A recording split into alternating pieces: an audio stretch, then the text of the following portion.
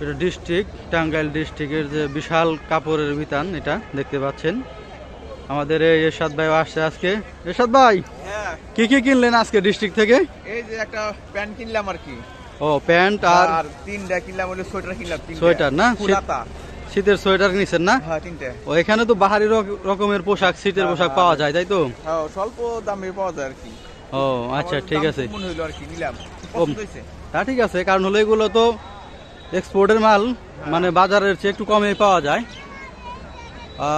বন্ধুরা, আজকে চলে আসছি দেখেন যে টাঙ্গাইল ডিস্ট্রিক্ট মাঠে যে বাহারি শীতের পোশাক এখানে বিক্রি হচ্ছে। আমি আর এরশাদ ভাই দুজনে চলে আসছি।